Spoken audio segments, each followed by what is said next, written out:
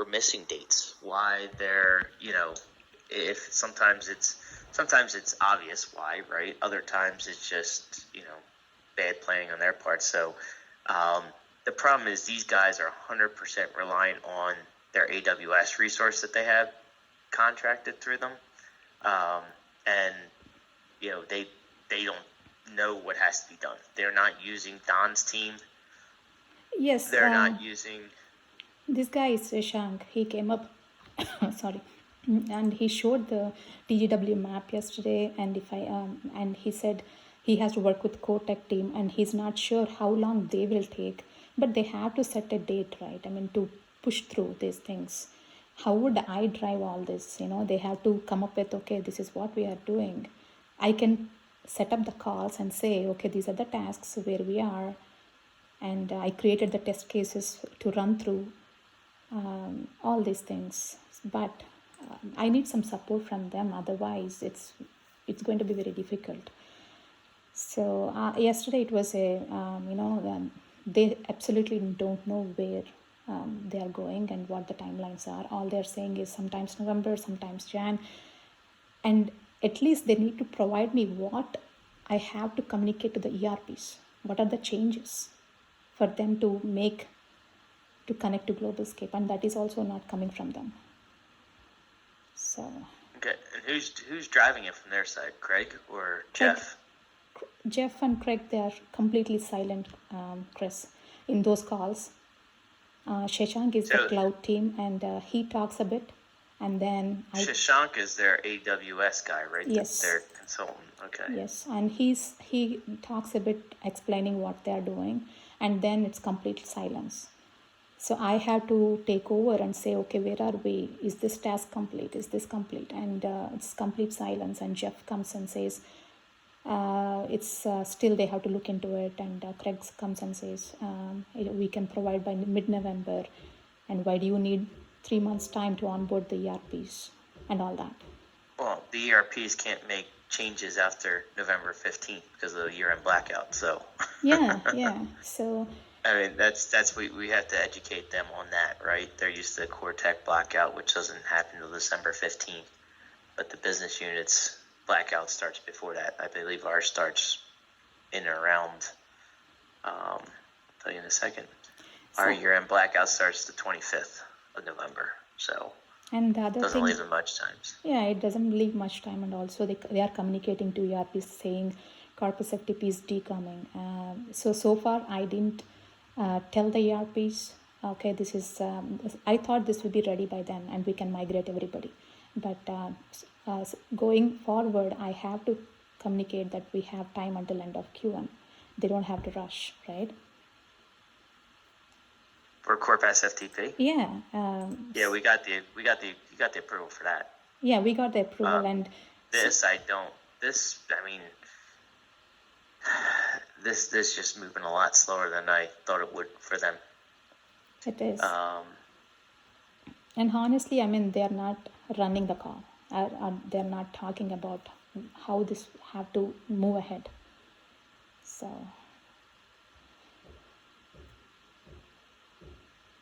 I mean, I mentioned this, and I want them to come back to us saying, okay, this is what we are, where we are, and we can complete these tasks by this time, and you can engage the ERPs. But even if we engage the ERPs by mid-November, if they say mid-November, from there, they cannot start testing, right? We don't know what ERP. Well, I don't like saying the ERP. We need 3 months to migrate ERPs. I think this is going to be a one. We need to give the ERPs a lead time, but we have to let them know what the changes are. If we cannot let them know what the changes are, we don't know how long it's going to take. Yeah, that is what. If it is just whitelisting of IPs and getting the network, network team to fix security groups and whatnot, then it becomes a lot easier, right? But unless we test it in QA, Chris, we don't know what kind of changes they have to expect. Because some are in Azure, some are in cloud, and some are in on-prem. Yeah, but it's not application changes; they're network changes. So network changes. We have to. Yeah. We have to. I mean, they're rather quicker. So, I think I would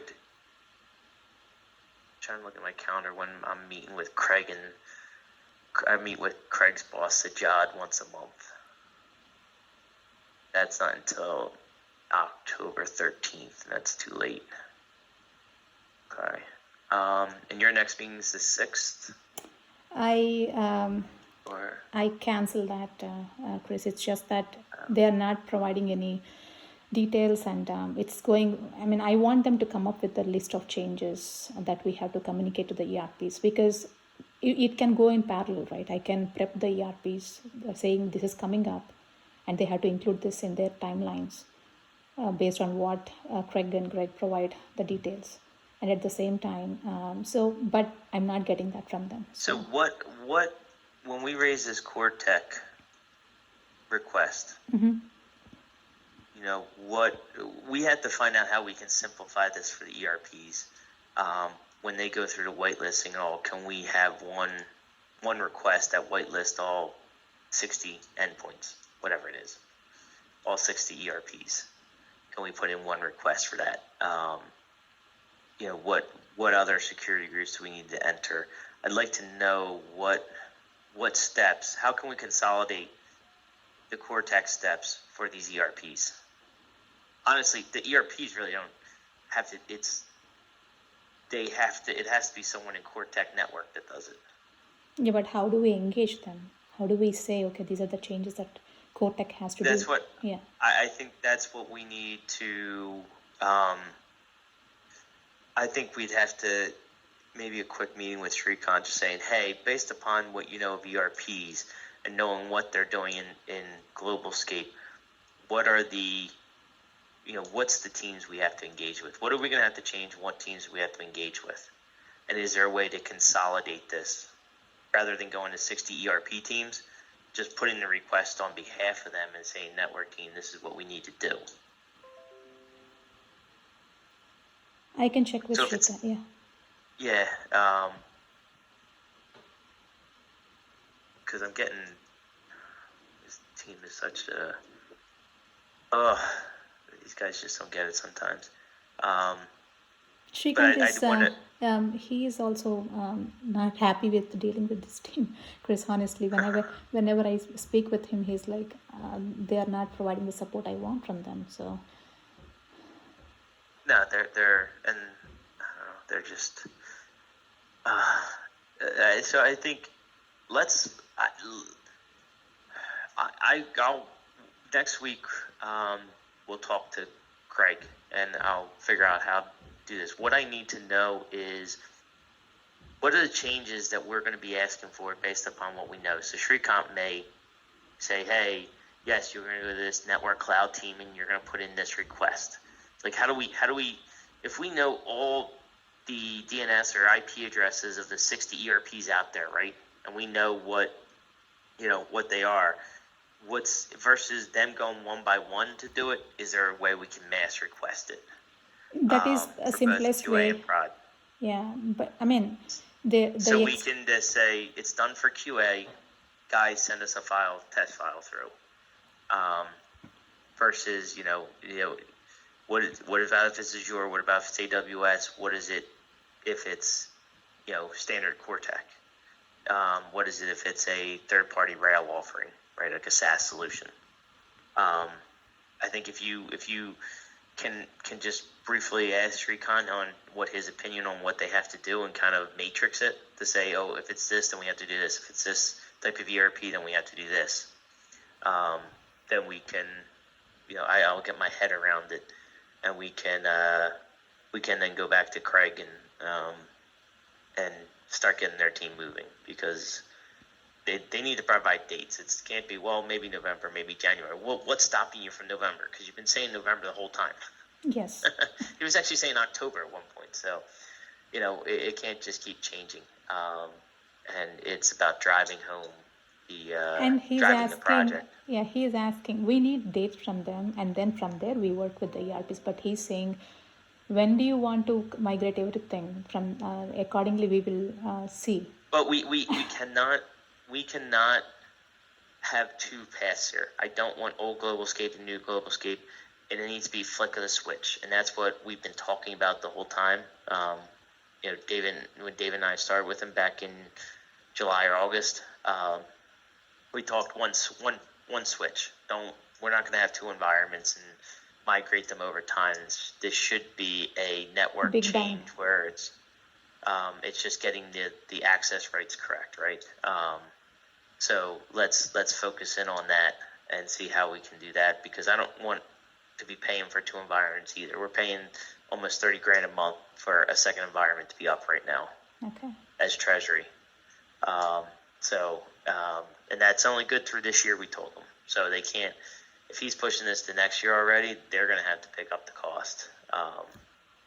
But I don't want to even go there. I want them to problem solve this. Like, own the project plan. You can't just keep pushing it off. You did a very good job saying, these are the steps we need to do, but I need to know this before I can do this. So, I think we need to drive that point home with them, and I can help next week with that. But first, let's see what Shrikant says about just, what is the network component is, what is the network setup of what we have to think through here. Definitely, Chris. I mean, if you see, Shashank has questions. I sent them, Shashank, this flow, how the Frontier files are flowing, and based on that, he has a lot of questions to Greg and Jeff. So if they are not clearly communicating with their own cloud guy, I don't know where this is going. So.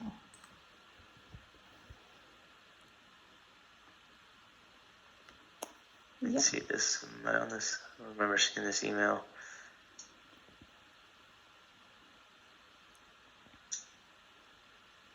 No, they have don't we just place the file on their drive today? Network location for them. 215 is in prod. And he's asking if TraxTeam is comfortable accessing the IP address instead of DNS, but that is not what we want.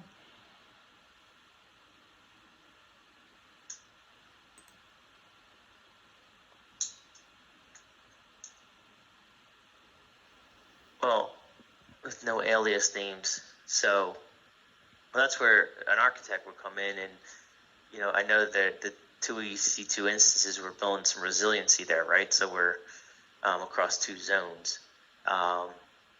So that's where usually a network load balancer comes in, and we usually point to the network load balancer, and not to in this setup. Today we point right to the machine, right? Mm-hmm.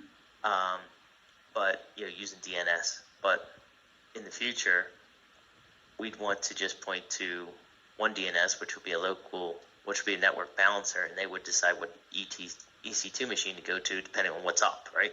Yeah, that's why we cannot use IP address, right? In that case, we need a DNS so that it can go to the IP addresses, load balance it. This is something that it should be set down with Nero and Jamie to set this up from a security standpoint also. Yeah, they'll bring in security from a standpoint to say, no, wait, you can't do it this way. I copied them, Chris. I already communicated this to them so that they can. Okay. Yeah. Okay. Yeah, I'd at least set up the meeting, go through this, get it on their radar, go through these questions, because Jamie knows the process enough. He'll start opining on, hey, no, why aren't you doing it this way? Why aren't we using this? Why aren't we leveraging that? These guys didn't really think through a design, which is kind of, I don't know why they didn't use Don's team for this. Shrikant's on there.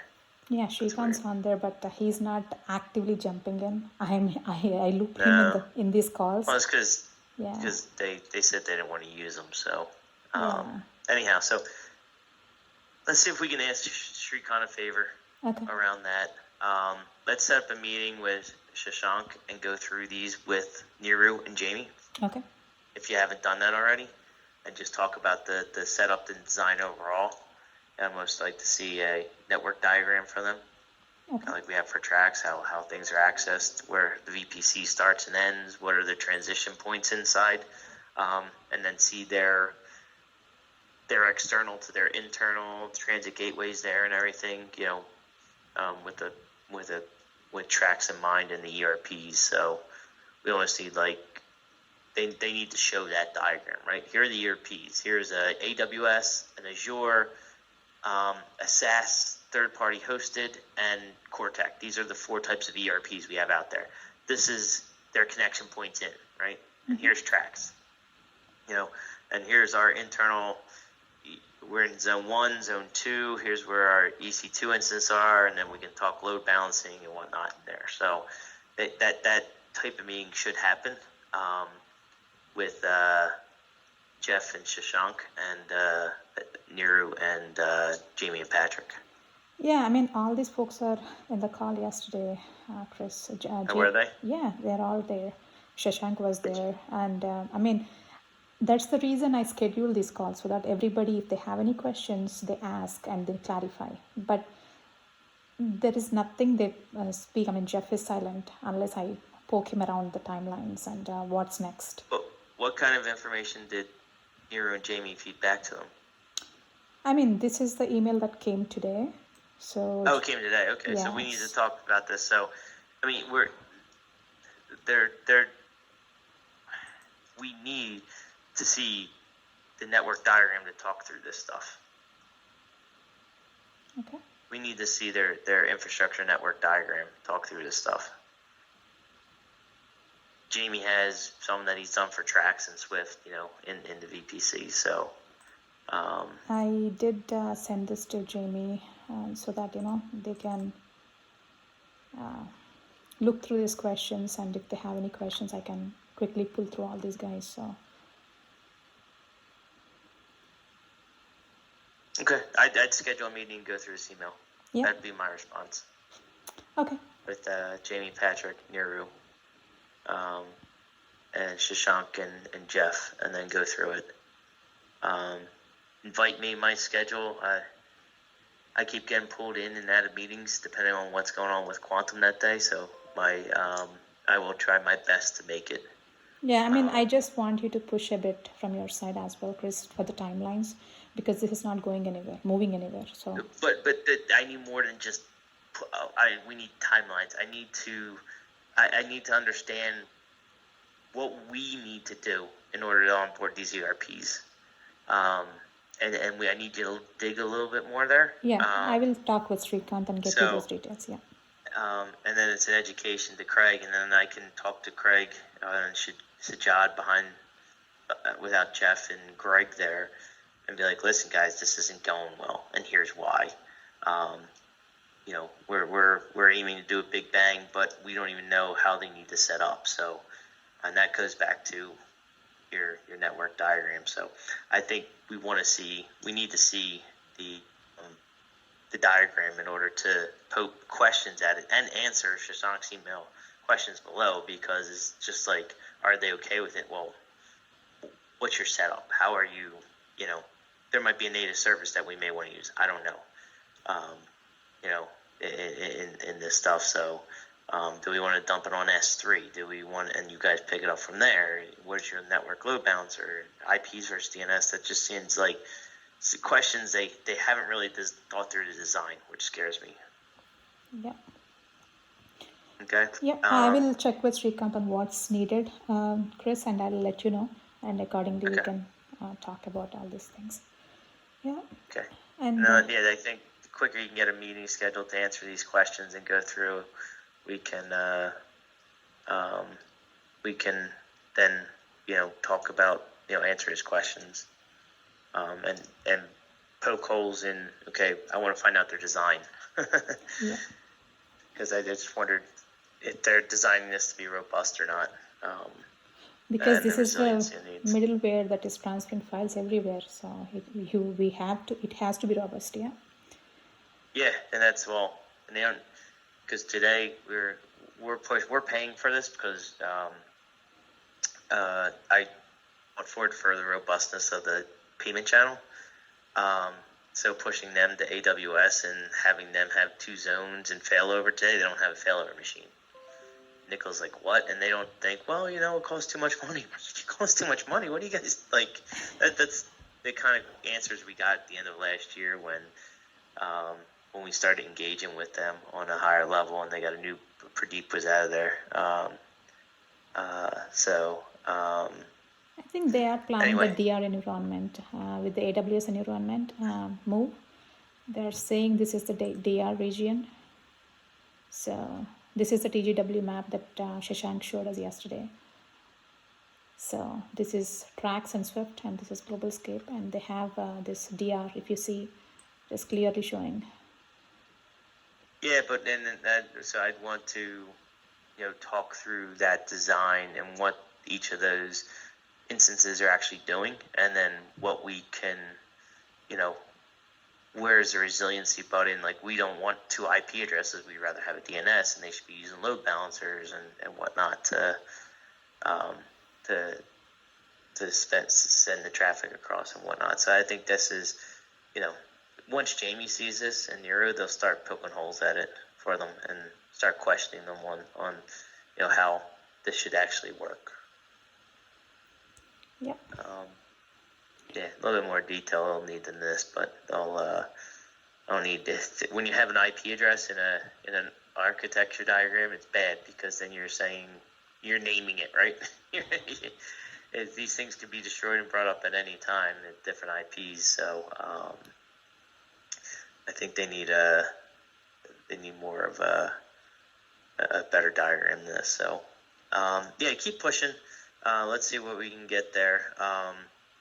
Come back with Shrikant, and then I'll schedule time with Craig next week on the side to kind of push him to get dates. But once I know what we actually need from them, what we think we can do. Yeah, I can do that. Yeah, I'll come up with the details from Shrikant. All right. On a side note, Chris, I didn't find anybody to talk about anything tomorrow for the Project Connect. So Neeru said she'll be ready with the Trax AWS topic next Friday, not this Friday though. So I'm planning to reschedule it. I thought she was this Friday. No, we have it this Friday, but they are not ready for this Friday. So she wants me. She plugged it on Tuesday. What do you mean she's not ready? Yeah, so I mean, I can just reschedule it to next Friday so that they have time. I planned ALOC actually, but yesterday Subha came back, said Fabian is on vacation this first, so they cannot talk, and he wants me to move it to the next Project Connect. So we'll go to the 8th for Swift AWS, and then the 15th again for ALOC, and then we'll be back on 2 weeks, or what are you thinking? So next Friday it will be Neeru's AWS Swift Trax and AWS Swift AWS talk, and 15th the next week it will be ALOC. We don't. So here's what I do to lock people in. The Monday. So when you post the schedule out there next week, call, like if you call out that next week is Swift AWS, you're locking them in. Call out that the 18th or whatever date it will be ALOC, and what Fabian will be will be going over. Then you'll lock it in, and then you won't have. They'll be like they have to back out after everyone already knows. So if you cancel it, people know they're backing out. So yeah, I try to do that, Chris, but still they're coming back saying, because not everybody pays attention to the email. They're coming back and said we are not ready or somebody is off. I tried to reach out to them saying I loop everyone from their team, but still I'll try to do that from next time, sending an alert to everyone. Let's see. I used to do it, but I didn't give me much progress there. So yeah, it's a lesson. It's how do you continue that drive and motivate people. So it does. Sometimes some of the soft stuff people forget about in their daytime jobs, right? It's like I gotta. Yeah. But Nero, like she was because she had to prepare for Tuesday's meeting. Yeah, she did mention that. Yeah. She has some things ready, but we backed them like, you don't need to talk about that. You're going to talk about that in Project Connect. We want to stay higher level. So she did a good job though. Yep. All right, yeah, move it. I think people will be happy to get the hour on there till next week, and just I'll make sure Nero is ready then. Yeah, I can do that. And there is one more topic that I'm thinking about, Chris. Remember Ahmed was saying there is a performance issue for Quantum because of the time zone differences. Do you think we can ask him to talk a little bit about that, because he was mentioning that in the the Treasury All Hands.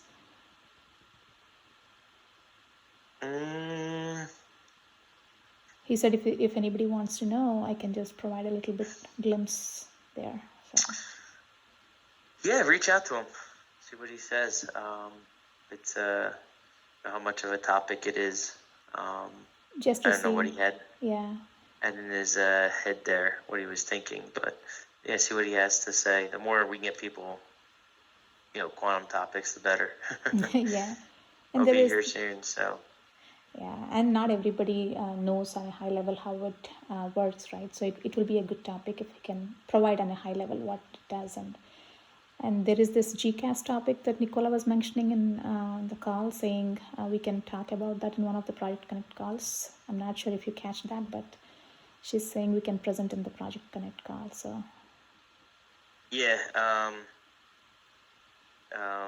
myself and Michael Chute are working on some of that. Some of that's still confidential, and some of the stuff we're doing. Okay. I think let me talk to, actually Michael was pinging me on the side. We have the bond tenders coming through, and we've been on planning sessions, but it's still sensitive information. So if once they announce the deal, there's some things we can take the team through around all different stuff they are doing in the background. Okay. That would probably be good. Good from him. Good thing for him to pitch from what we're doing on all the trading side and the debt tenders and whatnot. Yep. Okay. Because I'm learning a lot sitting on that call. Like, oh, I didn't realize we did that, or the way they're thinking about stuff. So, there's definitely stuff we can share once it can be made public. Okay, makes sense. I just want to put it in the list so that when there is a chance we can approach them and. Yeah, add it to the list. It's just it depends when it settles. We can't talk about it until it settles. So, but there is a lot of information. Once they do the debt tender, we can sit down and say, this is what they were doing in the background, and this is why they were doing this, and they had to look out for tax, they had to look out for this, they're worrying about, cross currency payments, etc. So we can maybe high level take some people through that on what we were seeing, that all that went into this the sale in the background. Yep. All right. Okay. Yeah, I will do that. Anything else, Chris? Nope. It's it was a good catch up. Just keep churning away at this global scape thing. It is not the easiest thing in the world, but we'll get some traction here to it. My guess is, honestly, you and I, we probably won't be able to go in November anyway because of the GCAS deal. They're just gonna freeze it and say, no, we're not moving anything. Yep. So they're going to push it to next year anyway. I don't want to let Craig off the hook like that, between you and I. But they just got to keep working until they get there, and be more transparent about their timelines and what their measurements are and how they know if they're off. Like, they're not acting in a very lean. They don't know if they're red, yellow, green, red or green right now, right? Yeah. So they don't know what's driving the project, which is disappointing. But they're not project people. They don't have the rigor that we have here. So they just need to have the fluid dates, and I know it can be delayed a little bit here and there, but they should be able to put a timeline next to each task. But that's not happening. So yeah, I agree. So we'll see if we can give them a push, help them, but it will help me understand the network portion of that. If we can understand the network portion a little bit more about what the ERPs do, we can paint the picture for them to show them how, this can be achieved. So I have to involve Ritu and Fred for help with the testing, payroll vendors and everybody, Chris. So I want to put a plan together before I engage them. So that's where I'm having trouble. So, yep. All right. Thank you so much. All right. Good catching up, Monty. Yep. Have a good one. You too. Bye.